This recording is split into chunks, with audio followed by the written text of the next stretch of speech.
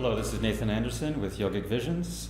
We're here again at the Nurturing Nest Retreat and Spa, and we're speaking this afternoon with Dr. Ramesh Gune. He's a doctor of psychotherapy, and he's also the owner and operator of the resort here, and we've been having a wonderful stay. He's going to tell us a little bit about his practices and about the resort as well. So we're very grateful for you having us out here. We've had a wonderful stay so far, so thank you very much for our time here. But please tell us a bit about the resort itself. Well, we started this about 10 years ago, and before that, around that time, I was working at Betty Ford Center as a therapist there. And I realized that the transformation or healing needs to happen. If it needs to happen for people, there needs to be a holistic approach to treatments, holistic approach to how we look at human being, and holistic approach towards finding out how they can uncover, discover, and recover themselves. So through that process, we started this retreat here. The idea is to invite people from all walks of life. They can be having issues like depression, anxiety, relationship problems. They can have something that they want to work on. They feel stuck and they need to grow. The idea is to bring them here, take them out of their environment that is making them literally miserable, and give a spot which is a healing spot. We have wonderful healing natural mineral waters here, wonderful desert landscape here.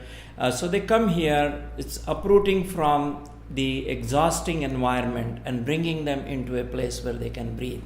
They can start feeling that, okay, I can start from here. Now, what first thing we tell them is to look at life as everything is okay. And that comes from the Indian philosophy. There is nothing wrong in what is happening right now. When we accept the moment becomes yours, and there is no fight there. There is no battle there. When you are at that stage of acceptance, your physiology starts to react. When you are in the battle mode, you are constantly fighting. And the fight obviously creates all kind of acidity in your body. Your nervous system is wrecked, or literally your mind is going all over. So accept the moment as it is. There is nothing wrong in it. So let's look at now what needs to be worked on to make it better, what you have. So we make that paradigm shift from pathologizing a person to accepting what is good in the person. So when we bring that to their attention, they realize that, hey, it is not as bad as I think. Okay, I can work on this. Okay, so here it is. We do go there and tell them, okay, for next 5-6 days, you are going to cleanse your system completely. There is a lot of toxicity in your body. It is emotional toxicity. It could be associated with the chemicals that you use in your system. Is the psychological, physiological toxicity, the food that you eat. So let's put you on fast. So they are on fast for 6 days. They don't eat anything. All they do is drink Master Cleanse. Master Cleanse is a drink that is available in our spa here 24/7. They can use it. It's like hot water, cayenne pepper, lemon, and little bit of tint of cayenne pepper in that. Okay, basically simple drink. Lemon, when you drink in, it becomes alkaline. It alkalizes your body. Cayenne pepper has tons of minerals in there that helps to sustain you while you are fasting. And also maple syrup has a lot of minerals, and cayenne pepper does the circulation part of it. So they are drinking that. But more than anything, we take them out in the morning for a hike, long hike. And hike is a metaphor of life. You know, when they walk, when they come here, they feel that, well, I'm going to fast, I won't have any energy. How am I going to hike 4 miles up there on the mountain? Yeah. Well, that is the sustainability that human being has, which needs to be acknowledged. Yes, despite all the adversities, that you still can walk, still can stand, and have that determination within you that you can transform your life if you wish to, if you decide to.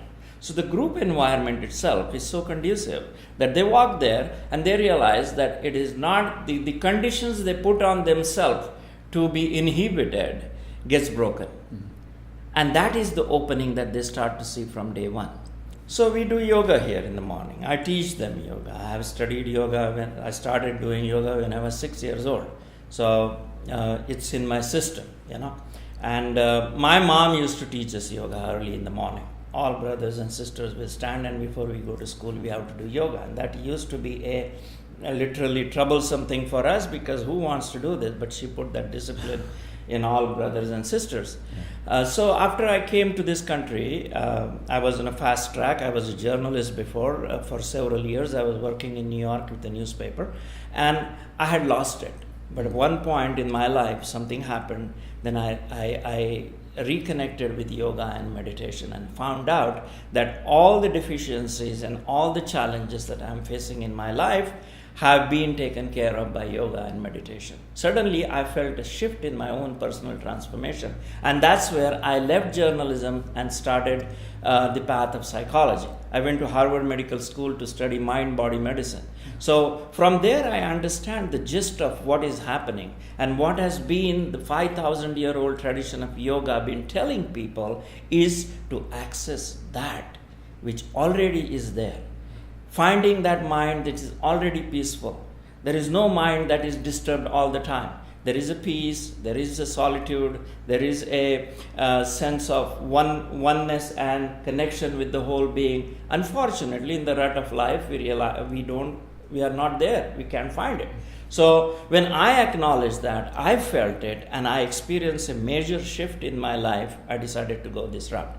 So I came down here, started working with Betty Ford Center, and started to bring yoga in there. I used to do workshops on meditation and yoga, what it does to you at Betty Ford Center. And that was something alien to them, because it was a typical medical model in which you detox.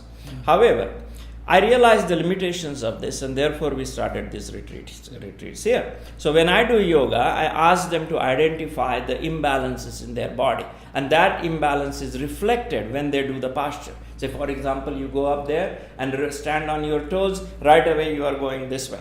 Okay, at that point I interject something. I ask them, when you are going like wobbling, just think what is going on in your mind. Invariably you will notice they're thinking about their boyfriend, they're thinking about their kids, they're thinking either about what their hunger that is happening right now. A thought process is disturbing the physiological flow. When that happens, constantly you are feeling the disturbance in your body. The disturbance is reflected in your wobbliness or falling down or whatever is happening with you. The connection of that thought process and saying that everything is okay right now. The minute you interject that thought in there, your balance comes back.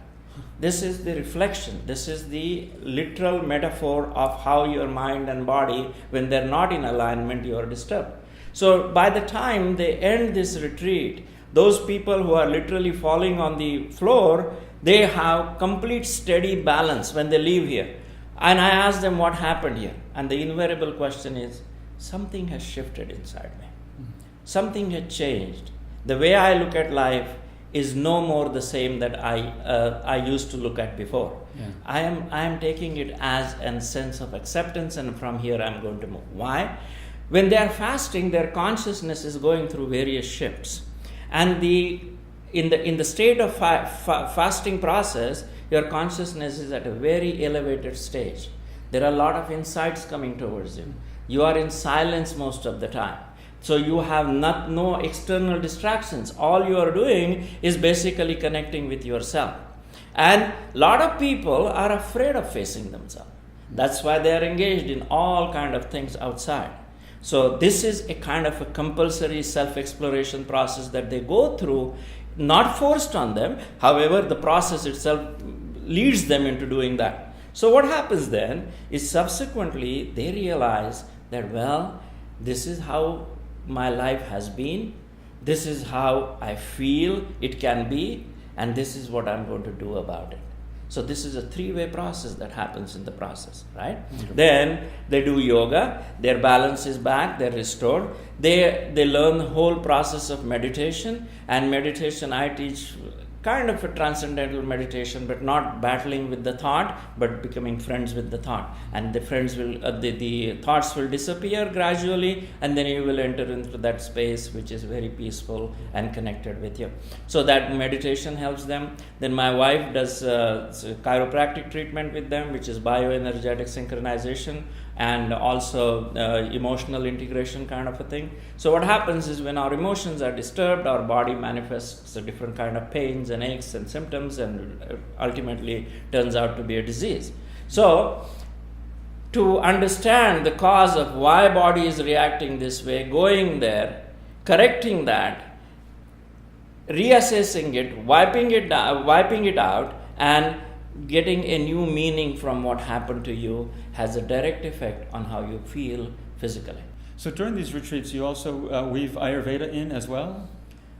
So what we do is, in this retreat, because this is not a full Ayurvedic Panchakarma detoxification retreat, because there are other elements we incorporated in this. So a couple of aspects. Of course, the massage is in Ayurveda too. The Ayurvedic massage is different. It's called Abhyanga, and it's more like straight strokes, circular strokes going down this way with a lot of oil. Here we use massages to move your toxins to your colons, because right after that they have colon cleansing. But for colon cleansing, we used a Ayurvedic method, which is there is a potent herb called Triphala, and we make a concoction out of it with oil in that, medicated oil, and that when it goes in your system, in your colon, it has such a strong power that everything that is sitting there for years just gets pulled out, extracted, and thrown out of your system. So we have found out, instead of doing colonics, which is a standard colon cleansing practice in this country, we have realized that enemas are more effective. Not only just to clean the colon, but it has a lot of physiological benefits too. Of course, we check if the enema is suitable for the person that they're doing, because there are some contraindications for that. However, most of the time, people who come here, they are not sick people. They are generally healthy people wanting to become more healthy, wanting to feel good about themselves. So therefore, they are generally physically healthy people. So we use this practice, and we have found out once they do the enema, their whole mood, their whole sense of joy starts to elevate, starts to increase, and they're like, hey, good, I feel clean now. So it's all about overall cleaning system. And while they are here after chiropractic treatment, I see them one-on-one. So before they arrive here, we generally ask them what kind of issues they want to work on. So people have several issues, as in psychotherapy. When they see a therapist, they come up with several issues. They are not happy about themselves, and therefore they ask themselves a question, am I happy? And the answer, if it is no, they seek a therapist, right? So same way, what we do here, because the duration is only 6 days, I use a treatment, I'm trained in that. It's called eye movement desensitization and reprocessing. It's called EMDR. And EMDR works on the premise that a trauma, when it occurs to us, or it could be a small trauma or bigger trauma, or addictions, self-esteem issues, depression, all these things can be covered under EMDR at a fast pace. So I interview them before, and if I find them their ideal candidate for EMDR, we identify what the trauma is. The EMDR believes all the traumas are locked in your nervous system, in your neural pathways. So if some of your neural pathways are not functioning at an optimal level because of the trauma, and the energy of trauma is locked into your system, you are feeling the disturbance constantly. So you will notice that people who have developed belief systems about this, I'm not good enough, I'm not worthy, it was my fault. So all these negative belief systems are constantly haunting them. So they take one step forward and they come back half step backward. So therefore life feels as if they are in a position where there is no way out. They're kind of stuck. So what EMDR basically does, and there are different ways of doing it, you can tap, or there are eye movements that you use. You identify a target of your trauma. The worst part of that target, you have immediately a physiological response when you say, I was raped, and the minute you think of that rape and the worst part of that rape, your body starts to react right away, even though it has happened 20 years ago, 30 years ago. Yeah. So therefore, you have a physiological strong reaction. It could be a knot in your stomach. It could be sometimes people literally have nausea. Sometimes I literally had to hold a bag in front of somebody because they were vomiting. So all this happens there in that time. So that means your physiological reaction is a manifestation of what has been locked into your system. So we unlock that through the process of moving your eyes. Yeah. As the physiological response starts to decrease, your sense of the impact of that trauma starts to go down. So you remove the charge from that trauma. When that charge is removed, you start to feel better. Oh, it's not actually my fault. I'm not responsible for that. I am okay as I am. I like myself.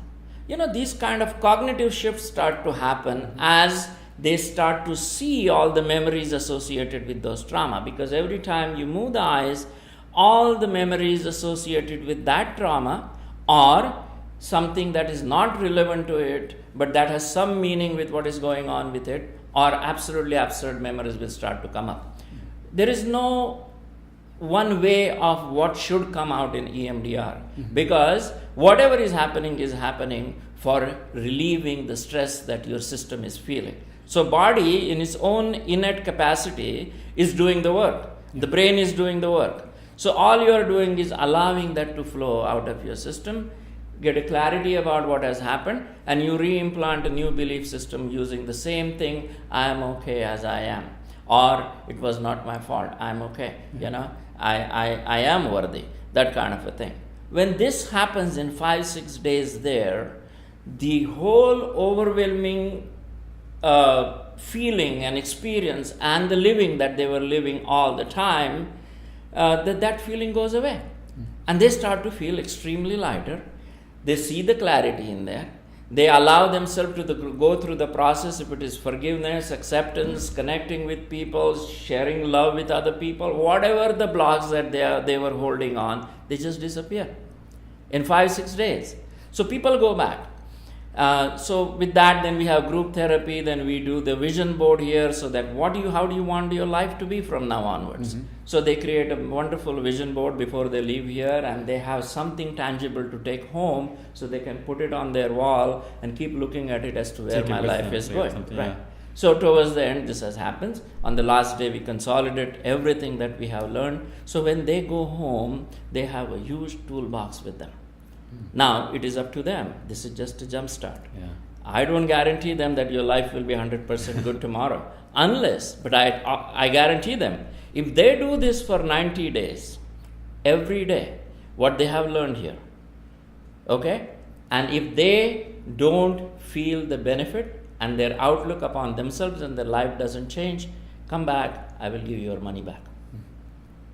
So that is what I believe, that in 90-day process, a constant repeating the same thing and imbibing those positive beliefs that you have developed on a daily basis, you are able to reshape your life and reclaim all that has been missing from you. It's wonderful. Okay. So this is a lot of the same work that you work in your daily practice? Right. This is what I do. I have a practice in Palm Springs and Beverly Hills. Generally, people come to me with a lot of issues relating to, as I said, depression, anxiety, trauma. Addictions is my specialty. So I bring them in with this. I start out with what it all started. I incorporate a lot of cognitive work in that too. And when we identify these, we do EMDR with them. And EMDR, I would say about 85 to 90% of my cases have benefited from EMDR.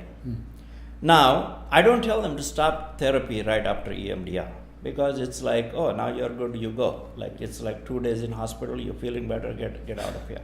What I tell them is therapy is a long-term process in which you establish a connection with the therapist. This is the safe place for you. Anything and everything that you cannot share outside here is a place where you can go and unload yourself. So I keep monitoring them throughout the process. As the therapy continues long term, when the issues come up, we re-employ EMDR in the process. So a lot of times there are issues that are overlying other hidden issues. Right, and that's why the therapy process is a long-term process. It's not like, okay, you have a wound and it is healed now, and that's over with. We have old issues, they resurface because the identical things happen again and we feel the pain of it. So in therapy especially, you can re-employ EMDR process or use other techniques.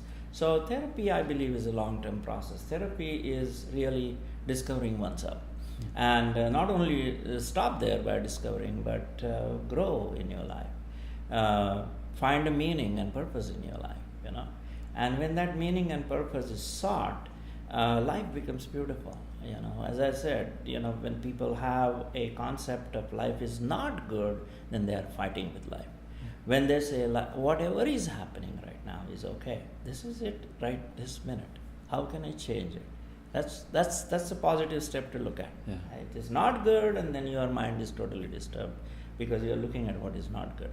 So in my practice, I believe in positive psychology rather than pathologizing people and telling them this is wrong with you. Okay, this may be one area that we can work on, but that doesn't mean that you are a total failure or a total useless guy or woman.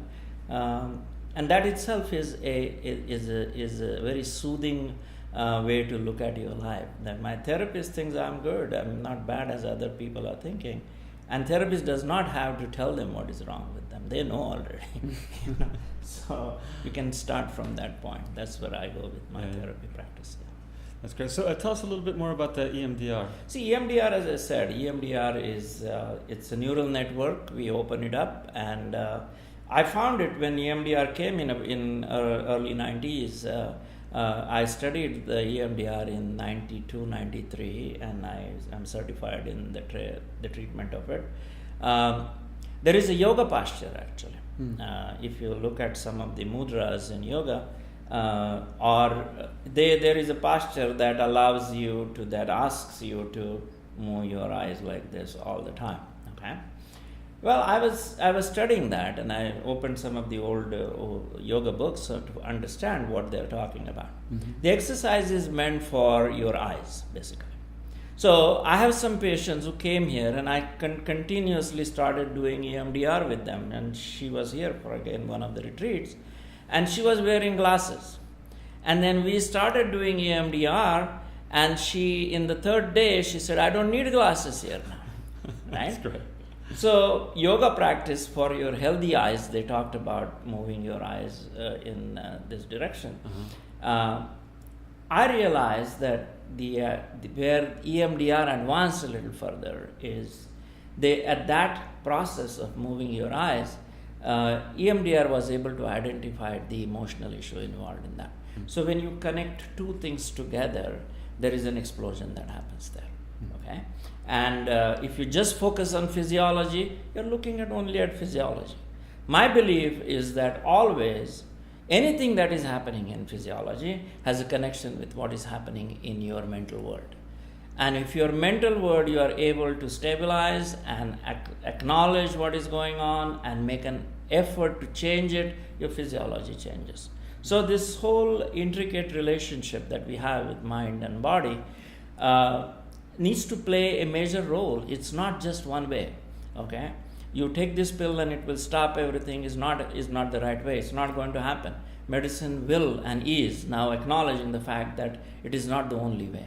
Okay, so we have to bring the mind in. We have to bring we have to sometimes transcend beyond the mind, and that is where yoga and meditation comes.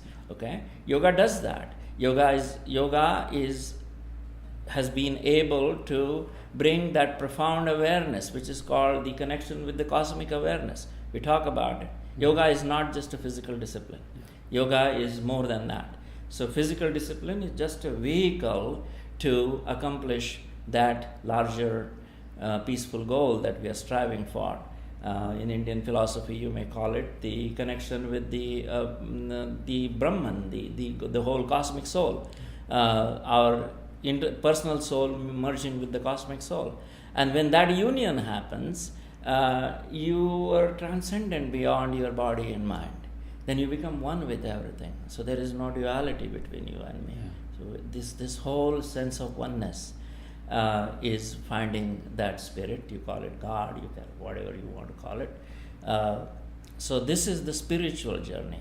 And from psychology, physiology, psychology, eventually everything will lead to spirituality.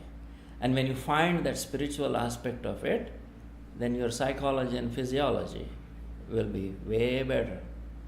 Wonderful. Than just focusing on these compartmentalized aspects. So again, it comes back to a holistic. Exactly. You may have to go through one practice and then another, but then they all synthesize together. Together. That's wonderful. Well, Doctor, we really appreciate you sharing your time with us today and sharing all this wonderful information. I'm certain our viewers will gather a lot from this. And our focus has been on the eyes, but it's wonderful to hear how even a practice like that, eventually it all goes back to the whole being. That's correct. So thank you so much for your time. Thank you for having me. Thank you very much. I appreciate it.